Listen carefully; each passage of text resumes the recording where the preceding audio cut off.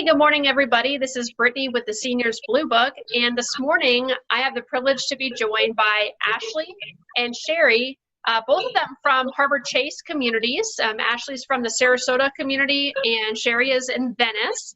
So good morning, ladies. Good morning. How are we today?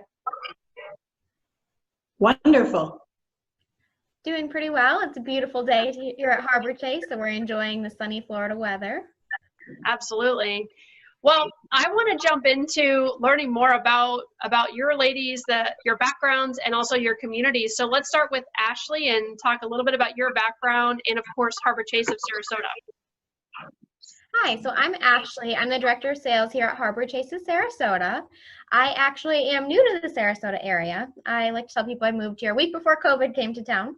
So very new. I have been with Harbor Chase though for about 1.5 years now. So I transferred up from our Harbor Chase in Naples community. But I'm really excited to be here in Sarasota, and I'm very anxious to see all that Sarasota has to offer. But here at Harbor Chase, we offer both assisted living and memory care. So we have 60 apartments of assisted living and 48 apartments in our memory care, and we really try to focus on hospitality. So even with COVID here right now, we're really focused on making our dining as memorable as possible, as well as our activities, doing a lot of things room to room and keeping residents safe, but also still trying to enrich their lives as well as we possibly can. Absolutely. Well, it's a gorgeous community. Both communities are gorgeous. And I look forward to the day when I can come back and visit you face to face and meet you officially in your building. Thank you. Me too. All right. So let's jump over to Sherry. And Sherry, tell us a little bit about Harbor Chase of Venice and the different services that are offered after you tell us a little bit about yourself and your background.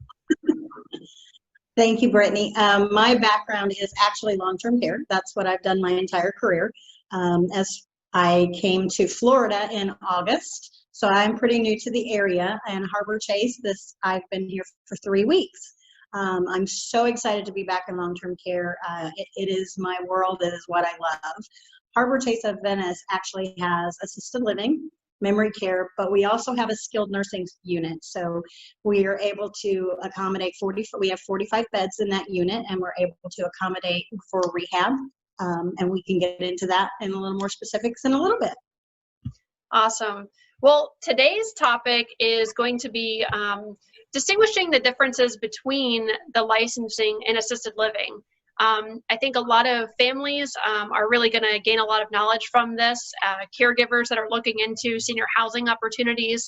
It's really, really important to understand what a standard limited nursing services and an ACC, with possibly the addition of a skilled nursing, depending on the community, but it's truly very vital to understand the differences. So I'm going to hand it over to Ashley and let her start on some of those differences in the licensing and assisted living.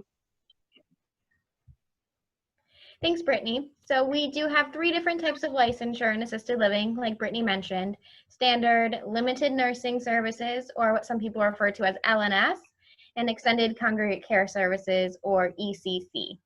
So there's a lot of acronyms in the senior living world, so that just kind of gives you a little lowdown as to what those mean. So we'll start with standard, which is our basic level of licensure in assisted living. So in a standard assisted living, you get all the services that you think of in assisted living. So they can assist with activities of daily living, like dressing, bathing, ambulation, meals, all of that good stuff. But also the services that we typically think of too, which are the meals, housekeeping, maintenance, activities. So it's kind of your basic level. They don't perform a lot of nursing services in a standard license, which then brings us into the next level, which is limited nursing services, where they're allowed to perform some nursing functions under the scope of whatever their nurse has for their licensure. So whether they're an LPN or an RN is going to depend a little bit as to what services can be provided.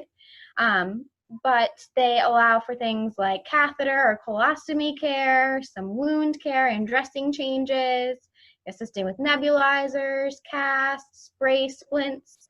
They can test for UTIs, do like eye irrigations, those like limited nursing services, hence the name. And then the final level of licensure is going to be extended congregate care, or ECC. So ECC can do everything that the standard license as well as a limited nursing license can. It's going to be the highest level of care you can get in an assisted living. And it allows residents to age in place. So that's actually the whole reason it was started, was because there were residents who, were aging out of assisted living and needing more assistance than assisted livings could help with, and they didn't want to leave. So this level allowed people to age in place, and it allows for more nursing services. So you can be total care in an ECC community as long as you can still transfer with the assistance of 2 people or fewer. So the one area where you can't be total care is transfers. So you can't have a mechanical lift in an ECC. That's when you need to go over and visit Sherry in skilled, but also it allows for administration of medications, IV med and fluids.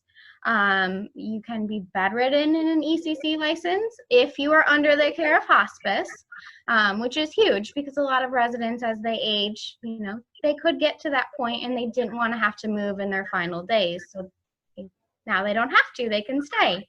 And another huge thing that we can do is help with PEG tubes. So if you do need assistance eating and you can no longer eat orally, we can help with PEG tubes as well. And we can accept people with higher pressure wounds, again, as long as they're on hospice. So while your typical LNS standard, you have to have a stage 2 pressure wound and healing, we can accept residents with a little bit higher and be able to keep them here as long as they have hospice on board. But the biggest thing we can't do is we cannot have residents who need 24-hour nursing supervision. That's not something we're allowed to do in any assisted living. So that's when you need to go to a skilled nursing. That's going to be the biggest time. And then there's a couple other things that I'm sure Sherry will touch base on for skilled nursing.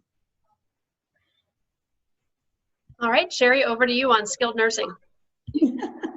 Thank you both. And Brittany's absolutely right. We do provide that 24-hour nursing care.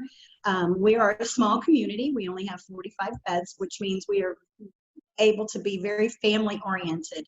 The way that our layout is set up, our nurses are able to see down every single hallway. Everybody knows everyone. We know the families. This situation with COVID makes things a little difficult, but we are still providing that 24-hour nursing care. We have 9 private rooms. We offer rehabilitation as well with our physical therapy, occupational therapy, and speech therapy, so that they are able to receive any of those therapies that they might need while they're here. We do have specific cardiac, orthopedic, stroke rehabilitation programs, so that makes it very nice. We are also upbeat and educated in the Parkinson's situation, so we're able to offer that care as well.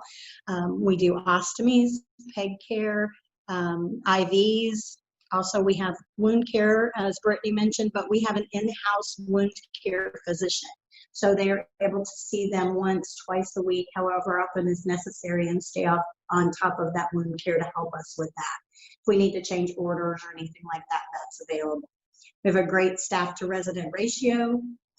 We accept multiple payer sources. We are able to make a very smooth transition from our rehab center into our ALF, so we can make that smooth discharge. So things are very seamless. We also can do it the opposite way, where they're in the assisted living and need to come for skilled rehab for a short period of time. We can absolutely help with that as well. We do have the concierge dining, which is very nice for them. And all of Harbor Chase likes to celebrate senior living. And we not only want them to age in place, but we want them to thrive in place, because they meet neighbors, they meet friends, and they like to keep that while they're here. Absolutely. Well, you both did such a phenomenal job of explaining, each level of care. I do want to jump in just on one thing back to a standard license community, or even actually any of the license. You guys do a lot of partnering with home health, like Medicare home health as well. Like you mentioned Tidewell. So there's some third-party people who do come into your community and assist with, let's say if it's a standard license and you need some wound care or you need some different services. So talk about that a little bit and how those partnerships really benefit the residents. Absolutely. So actually in all 3 levels of licensure, we rely heavily on third-party providers. whether it be your physician who's writing all the orders that we're following. Home health companies tend to come in and do a lot of our wound care, catheter changes, IVs. They also bring in the added benefit in a lot of cases of therapy, physical therapy, occupational therapy, and speech, which greatly helps improve our residents' quality of life. So we love having other parties come in and help us love and care for our residents, because it helps us to get more services for them. And then same with hospice, so they can come in and help our residents age in place and still get the extra care and supportive services they need. So we really wouldn't be able to do everything we do for our residents every day if it weren't for our third parties, definitely. Absolutely. And that's one of the differences with skilled nursing, of course, with the exception of Tidewell, because they can obviously come in anywhere where someone's located to continue those services and assist with end-of-life care. But at the skilled nursing environment, of course, as you mentioned, Sherry, you have those therapists that are on site. You have nursing 24/7, much like ECC, the nursing component. But I think it's important to definitely give those shout outs to the third parties, because I remember working in senior living, and oh my gosh, they were just gems, to be able to come in and be that extra resource on top of what you already have as staff in the community. Absolutely, absolutely. So any other last words of wisdom, ladies? You really covered our topic so great today, and I appreciate you being on with us. I would say it's never too early to start looking, truthfully, because there are a lot of options in senior living, and you don't really know what all the options are until you start exploring and touring communities to really find out what the best fit for your family is going to be. I am a firm believer of there is the perfect community for everyone. And nobody's going to be upset if you came and toured 2 years too early, but you don't want to wait too late. So just make sure you know what you're looking for and what is offered in the community, so when that day does come, you're more prepared. Exactly. Great point. Be proactive rather than reactive. Yes, definitely. Absolutely. Yeah. Sherry, any last words? At this point, I have to agree with everything that Brittany said. I mean, that Ashley said. We are that 24-hour skilled nursing facility, and she's correct. There's never too early of a time to start. As this aging progresses, we're all here for them, and that's what we do. And if we didn't love our seniors, we wouldn't be here. So we want to help, and that's what our jobs are. Yes, so great. Many great points. And like you said, that resonates. We love our seniors, and oh my gosh, do we? Like so much there. It's such a rewarding, it's a calling, to be able to work, and it's a privilege to work with seniors and their families. Yes. So, all right, everybody, thank you so much for tuning in. Again, this was Ashley and Sherry from the Harbor Chase communities of Sarasota and Venice. And we appreciate you joining us and taking in the information that these ladies have provided.